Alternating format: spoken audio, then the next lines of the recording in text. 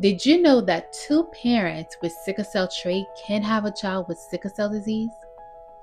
Many people don't realize they carry the sickle cell gene because they usually don't have any symptoms. So, how does this happen? Today, we're going to answer one important question. How is sickle cell disease inherited? And by the end of this lesson, you'll understand how the sickle cell gene is passed from parents to children and why every pregnancy has its own chance of inheritance. Let's get started.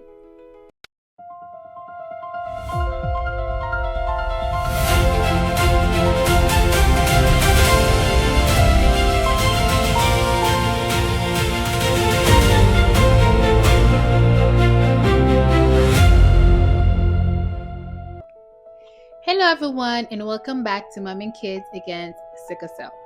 If you're new here, my name is Daphne and I'm happy you're here today. As always, before we continue, I'd like to make sure that you understand that I'm not a doctor, nurse, or healthcare provider. Everything I share comes from my experience as a caregiver, trusted education and resources, and more than 12 years of caring for my daughter living with sickle cell disease.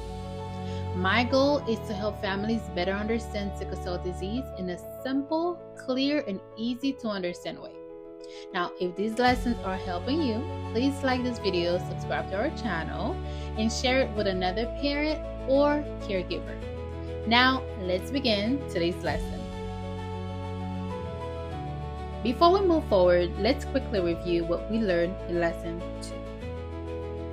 We learned that anemia is a condition in which the body doesn't have enough healthy red blood cells or enough healthy hemoglobin to carry oxygen throughout the body.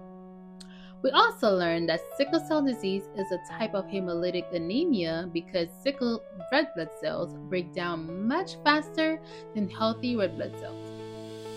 But this brings up another important question. How does someone inherit sickle cell disease? Let's find out. By the end of today's lesson, you'll be able to understand how sickle cell disease is inherited, know the difference between sickle cell trait and sickle cell disease, and understand why every pregnancy has the same chance of inheritance. Every person inherits one hemoglobin gene from their mother and one hemoglobin gene from their father.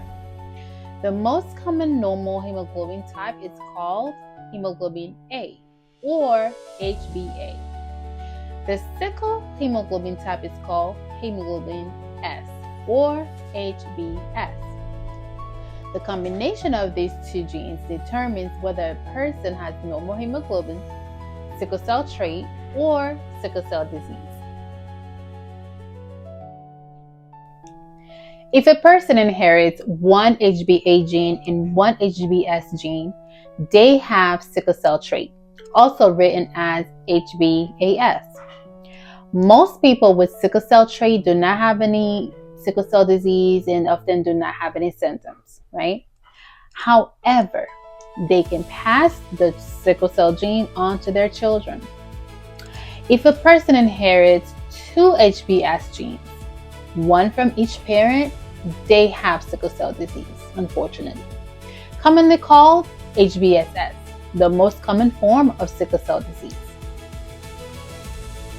If both parents have sickle cell trait, HbAS, then each pregnancy has 25% chance the child will inherit normal hemoglobin HbAA.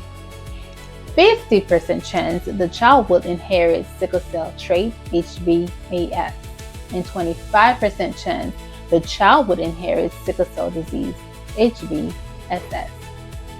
One important thing to remember is that these chances start over with every pregnancy. Having one child with sickle cell disease does not change the chances for the next pregnancy. Each pregnancy is independent. Many people with sickle cell trait don't know they carry the gene because they usually don't have any symptoms. That's why newborn screening and genetic testing are so important. And knowing your family's sickle cell status helps you better understand your child's health, ask informed questions, and make decisions with your healthcare team. Today we learned every person inherits one hemoglobin gene from each parent. HbAS is called sickle cell trait. HbSS is the most common form of sickle cell disease. If both parents have sickle cell trait, each pregnancy has a 25% chance of sickle cell disease. Each pregnancy is independent, so the chances stays the same every time. In our next lesson, we'll explore the different types of sickle cell disease, including HbSS, HbSC, HbS beta plus thalassemia, and HbS beta 0 thalassemia, and why knowing your child's genotype is important. I hope you join me for lesson 4. Thank you so much for spending this time with me today. I hope this lesson helped you better understand how sickle cell disease is inherited. If you found this lesson helpful, please like this video, subscribe to our channel, and share it with another parent, caregiver, family member, teacher, or healthcare professional. I'd love to hear from you in the comments. Remember, knowledge builds confidence. Together we educate, together we support, and together we give hope. Thank you for watching. God bless you, and I'll see you in lesson 4. Bye.